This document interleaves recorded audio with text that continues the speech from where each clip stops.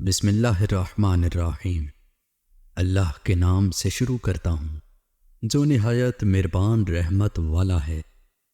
آپ سبھی ناظرین کو فیضان وائس چینل میں دل کی اتھا گہرائیوں سے خوش آمدید اور خلوص بھرا سلام۔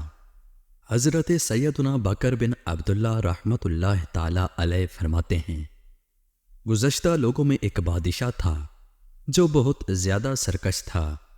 وہ اللہ عز و جل کی نافرمانی میں حد سے گزرا ہوا تھا۔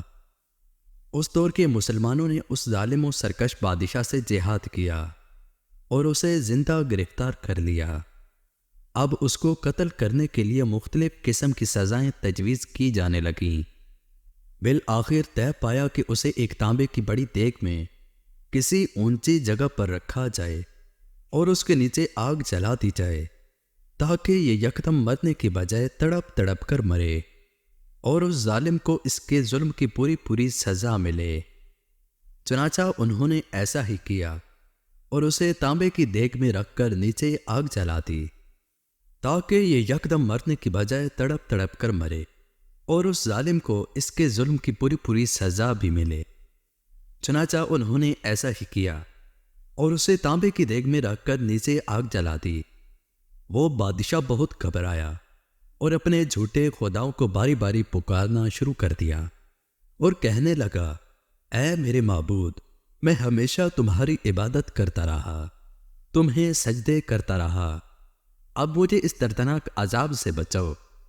اسی طرح باری باری اس نے تمام جھوٹے خداؤں کو پکارا، لیکن اس کا پکارنا رائے گاں گیا کیونکہ وہ تو خود اپنی حفاظت کے محتاج تھے، اس کی کیا حفاظت کرتے۔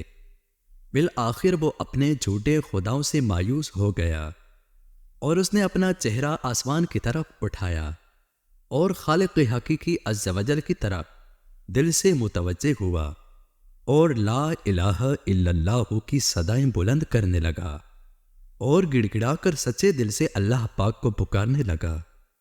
اللہ عز و جل کی بارگاہ میں اس کی یہ مخلصانہ گریہ و زاری مقبول ہوئی اور اللہ پاک نے ایسی بارش برسائی کہ ساری آگ بجھ گئی۔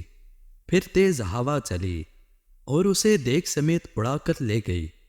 اب وہ ہوا میں اڑنے لگا اور یہ صدا بلند کرتا رہا، لا الہ الا اللہ، لا الہ الا اللہ۔ پھر اللہ عز و جل نے اسے دیگ سمیت ایسی قوم پر اتارا جو مسلمان نہ تھی بلکہ ساری قوم ہی کافر تھی۔ جب لوگوں نے دیکھا کہ دیگ میں ایک شخص ہے اور وہ کلمہ طیبہ لا الہ الا اللہ پڑھ رہا ہے تو سب لوگ اس کے گرد جمع ہو گئے اور کہنے لگے، تیری ہلاکت ہو، یہ تو کیا کہہ رہا ہے؟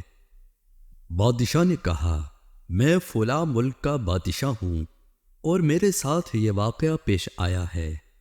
جب لوگوں نے بادشاہ کا قصہ سنا تو سب کے سب کلمہ پڑھ کر مسلمان ہو گئے اور معبود حقیقی عز و جل کی عبادت کرنا شروع کر دی۔ اللہ عز و جل ہمیں اپنی نافرمانی سے محفوظ فرمائے، آمین۔